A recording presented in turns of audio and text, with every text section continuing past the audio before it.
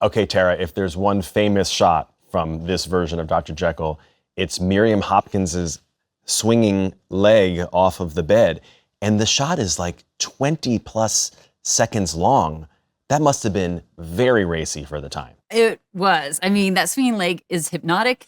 It's meant to be. And of course, groups that get upset about this kind of content just saw it as like a siren song luring viewers into moral decay, you know? So a lot of the censor boards did have that cut out, as well as most of the undressing scene with Ivy. It was like, you know, left on the floor like her stockings. Wow. But actually, you know, the director had said, like, later, he knew it was too hot. He knew, he intentionally made it more erotic than he knew it would be allowed. And he knew he was going to have to cut different versions for different markets. Huh.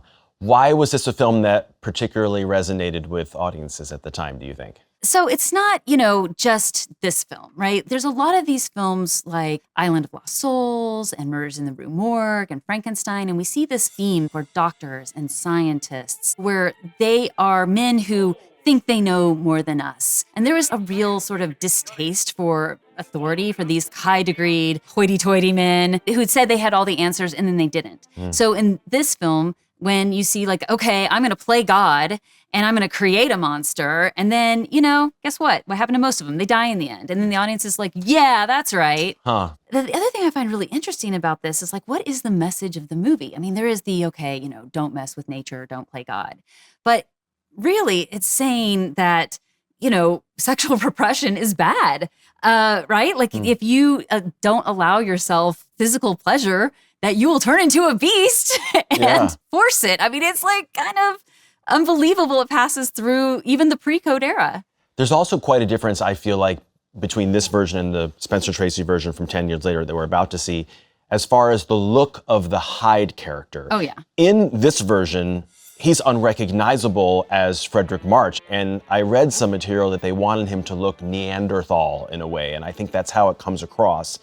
In the Spencer Tracy version, it's subtler. The changes, I think Spencer Tracy is always kind of recognizable as Jekyll and Hyde, whereas in this one, you can't even tell that it's Frederick March. The performance is that different. What do you make of the appearance of Hyde in this one? Well, I will tell you that there were some eye rolls about the appearance of Mr. Hyde at the time. But what was going on was the Scopes trial had just happened. This is where a teacher was found guilty for teaching evolution. The whole country was talking about it. So there was a lot of Darwinism and that we came from apes.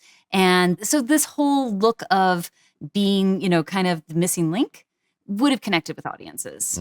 How interesting. Okay, Tara, don't go anywhere because coming up next is that 1941 version of Dr. Jekyll and Mr. Hyde starring Spencer Tracy. Don't go anywhere.